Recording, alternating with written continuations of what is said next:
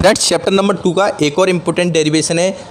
Derivation ये है, वैद्युत द्विध्रुव की अक्ष पर स्थित किसी बिंदु पर वैद्युत विभव ज्ञात कीजिए। काफ़ी इम्पोर्टेंट डेरिवेशन है, कई साल से बोर्ड परीक्षा में पूछा जा रहा है ये, और कम से कम 4 से 5 नंबर का बोर्ड परीक्षा में पूछा जाता है। किसी भी डेरिवेशन को आप प्रूव जब कर पाओगे जब आपके बेसिक कंसेप्ट क्लियर होंगे।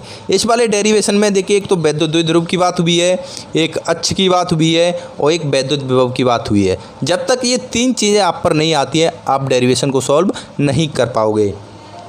तो इस डेरिवेशन को सॉल्व करने से पहले आपको समझ में आना चाहिए वैद्युत द्विध्रुव क्या होता है। तो चलिए पहले वैद्युत द्विध्रुव की बात कर लेते हैं। तो वैद्युत द्विध्रुव क्या होता है, कोई भी 2 आवेश होते हैं, या तो एक प्लस आवेश होगा, एक माइनस आवेश होगा, लेकिन दोनों की वैल्यू बराबर होगी, लेकिन प्रकृति अलग अलग होगी, एक धनात्मक होगा एक ऋणात्मक होगा। तो कोई भी 2 आवेश होंगे लेकिन वो परिमाण में बराबर होंगे, प्रकृति अलग अलग होगी, और उनके बीच की दूरी कितनी होगी, 2l। कितनी होगी इनके बीच की दूरी, 2l। तो यह समायोजन क्या कहलाता है, वैद्युत द्विध्रुव कहलाता है। तो जैसे चलिए मैं यहाँ पर एक वैद्युत द्विध्रुव आपको बना करके दिखाता हूँ। यहाँ पर जैसा कि आप देख सकते हो, एक ये प्लस आवेश है, यहाँ पर एक माइनस आवेश है, और ये बिंदु है A, ये बिंदु है B, और इनके बीच की दूरी कितनी है, 2l। तो ये क्या कहलाएगा, ये एक वैद्युत द्विध्रुव कहलाएगा। अब इसके बाद बात करते हैं अक्ष पर। तो इसका जो अक्ष है ये वाला होगा, तो इस वाली अक्ष पर किसी भी बिंदु पर, यानी यहाँ पर मान लीजिए कोई बिंदु P है, या जो भी बिंदु है P बिंदु है, तो इस वाले बिंदु पर हमें क्या करना है, वैद्युत विभव V ज्ञात करना है। ये हो गया इसका बेसिक कंसेप्ट। अब फ्रेंड्स यहाँ पर देखिए, ये वैद्युत द्विध्रुव हो गया। इस वाले वैद्युत द्विध्रुव की अक्ष पर ये वाला बिंदु हो गया P, यहाँ पर हमें वैद्युत विभव ज्ञात करना है। तो देखिए इसके बीच की दूरी 2l है, तो इसका मध्य बिंदु मान लीजिए यहाँ पर है, क्या है, O है। ये वाला मध्य बिंदु क्या है, OL। टोटल दूरी 2l है, तो यहाँ से यहाँ तक की दूरी कितनी हो जाएगी, l, और यहाँ से यहाँ तक की दूरी कितनी हो जाएगी, l। क्योंकि टोटल 2l है, बीच में से बांट देंगे तो l है और l बच जाएगा। अब यहाँ पर आपको ये समझना है, ये वाला बिंदु है A, ये वाला बिंदु है O, और ये वाला बिंदु है B, और ये वाला बिंदु है P।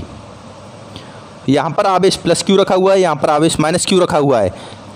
इस पूरे वैद्युत द्विध्रुव के कारण इस वाले बिंदु पर वैद्युत विभव कितना होगा। अब देखिए, एक तो ये आवेश है, इसके कारण हम यहाँ पर वैद्युत विभव ज्ञात कर लेंगे। एक ये आवेश है, इसके कारण हम यहाँ पर वैद्युत विभव ज्ञात कर लेंगे, और फिर दोनों को योग कर देंगे, जोड़ देंगे, तो टोटल हमें वैद्युत विभव प्राप्त हो जाएगा। सिंपल सा फॉर्मूला है। अब देखिए इसके लिए आपको क्या करना पड़ेगा। अब मान लीजिए ये जो बिंदु P है, इसकी इस वैद्युत द्विध्रुव के मध्य बिंदु से दूरी कितनी है, मान लीजिए कितनी है, स्मॉल r है। ठीक है, समझना है यहाँ पर आपको ध्यान दे करके, अगर ध्यान भटक गया तो ये डेरिवेशन आपकी समझ में नहीं आएगा। देखिए यहाँ से यहाँ तक बिंदु O से लेकर के A तक की दूरी है कितनी, स्मॉल l, और यहाँ से यहाँ तक की दूरी है स्मॉल r। तो फिर बिंदु A से P तक की दूरी कितनी होगी। देखिए यहाँ से यहाँ तक की टोटल दूरी r में से इतनी दूरी हम घटा देंगे तो हमें यहाँ से यहाँ तक की दूरी प्राप्त हो जाएगी। तो देखिए प्लस Q आवेश, इस वाले आवेश के कारण इस वाले बिंदु पर वैद्युत विभव मान लीजिए V1 है। V इक्वल टू फॉर्मूला क्या होता है, 1/4 pi epsilon naught K Q upon R। वैद्युत विभव का नॉर्मल फॉर्मूला हमने पिछले डेरिवेशन में निकाला था, 1/4 pi epsilon naught K Q upon R। ये होता है वैद्युत विभव का फॉर्मूला। तो देखिए इस वाले आवेश के कारण इस वाले बिंदु पर वैद्युत विभव कितना होगा, मान लीजिए V1 equal to 1/4 pi epsilon naught K Q upon R। R की मतलब है इतनी दूरी, इस वाले आवेश से लेकर के यहाँ तक की दूरी कितनी होगी। तो इसके लिए देखिए टोटल यहाँ से यहाँ तक की दूरी स्मॉल r है, ये l है, तो इसमें से हम इतनी दूरी घटा देंगे तो इतनी दूरी आ जाएगी। तो क्या हो जाएगी, r minus l, r minus l। ठीक है, इतना समझ में आ गया। यानी इस वाले आवेश के कारण इतना वैद्युत विभव होगा इस वाले बिंदु पर। अब बात करते हैं माइनस Q आवेश के कारण, इस वाले आवेश के कारण इस वाले बिंदु पर कितना वैद्युत विभव होगा, वो है V2। तो V2 equal to 1/4 pi epsilon naught K Q upon, यहाँ से यहाँ तक की टोटल दूरी कितनी होगी। देखिए यहाँ से यहाँ तक की R है, और यहाँ से यहाँ तक की दूरी कितनी है, L है। तो क्या हो जाएगी, R प्लस L टोटल दूरी। यहाँ पर क्या हो जाएगा, R प्लस L। देखिए ये माइनस Q आवेश के कारण निकाले तो यहाँ पर क्या लगेगा, ऋण चिन्ह लगेगा। इस बात को आपको विशेष ध्यान रखना है। अगर आवेश ऋणात्मक है तो वहाँ पर वैद्युत विभव भी आपका ऋणात्मक होगा। अगर आवेश धनात्मक है तो वहाँ पर वैद्युत विभव भी आपका धनात्मक होगा। अब बात करें वैद्युत विभव एक कैसी राशि है। वैद्युत विभव एक अदिश राशि है, तो इसका टोटल करेंगे तो वो कैसे होगा, V = V1 + V2। अब V1 और V2 की वैल्यू ये है, तो चलिए वैल्यू पुटअप करते हैं। तो V = 1/4πε0 K Q/R-L, यहाँ पर ऋण चिन्ह है तो यहाँ पर ऋण आ जाएगा। 1/4πε0 K Q/R+L, इतना आ गया। अब फ्रेंड आप चाहो तो इसको डायरेक्टली सॉल्व कर सकते हो, या फिर आप डायरेक्ट यहाँ पर इस तरीके से भी लिख सकते हो, यानी 1/4πε0 K 2QL/R² - L²। अगर आप इसको आगे सॉल्व करोगे तो आपको क्या प्राप्त हो जाएगा, ये प्राप्त हो जाएगा। यहाँ पर मैं आपको सॉल्व करके नहीं दिखा रहा हूँ, क्योंकि मैथमेटिक्स की न्यूमेरिकल आप इजीली सॉल्व कर सकते हो। 1/4πε0 के इसमें से कॉमन हो जाएगा तो ये बचेगा, इसमें से इसको घटा देंगे तो इतना आ जाएगा।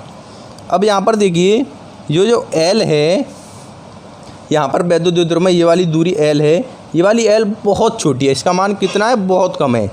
इस वाली दूरी के R के सामने अगर देखा जाए तो ये वाली दूरी बहुत कम है, तो हम यहाँ पर क्या लिख सकते हैं, L r, क्योंकि L का मान है R के सापेक्ष में बहुत छोटा है।